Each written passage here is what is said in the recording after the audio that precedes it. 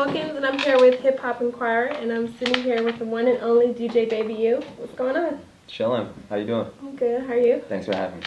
No problem. So I saw in an interview that you kind of got your start by crashing a party, and Right. that's pretty much how the beginning of your DJ career started. Can you tell me a little more about that? Yeah, long time ago, a friend of mine was invited to a surprise birthday party, and he brought 10 of his friends, including me, and none of us were invited to it. We just kind of crashed it in a sense, and it was cool because I got to reunite. The birthday boy was actually a friend of mine that actually I grew up with in grade school, so it was cool to kind of bump into him, and then that's where there was a DJ, and he was a guy that I grew up with too, so it was like a huge reunion for me, and that's when I kind of got into the whole DJing thing. Okay. So once you started mastering your craft and picking up your skill, what steps did you take to create a name for yourself and ultimately end up in Atlanta DJing at some of the hottest clubs and on V103? When I first started, it was just, I didn't expect to do anything. It was just kind of for fun, love the music, I just love what I do. And then every year there was something bigger happening in my career. So once I started getting into that groove, I don't know, just everything was just, nobody really taught me how to DJ or the business part of it, so I had to learn on my own, and every year just studying other DJs around the world and stuff like that. I think that kind of helped me too.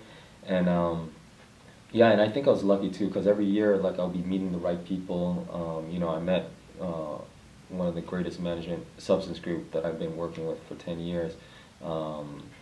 They were part of my career at the beginning too, so everything just snowballed into something big, and that's kind of how I ended up here. Okay.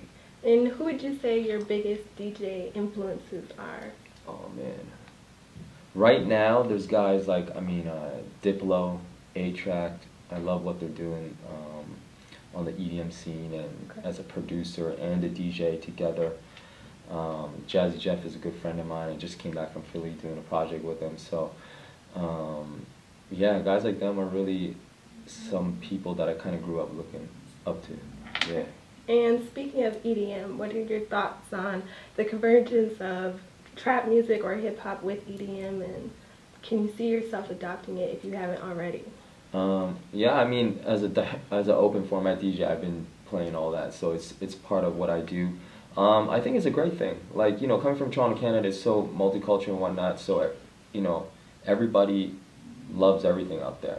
And so to see kind of the world embracing or just being more open to music, I mean, it's a good thing for me, and I have more fun just playing so many different genres of music instead of just one thing at a club or radio, so. Okay.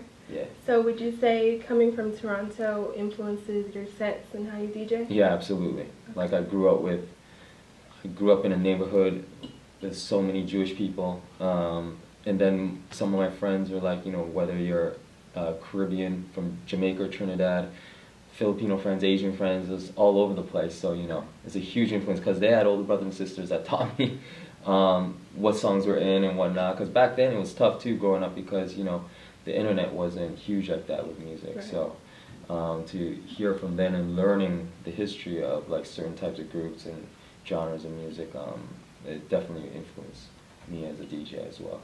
Okay.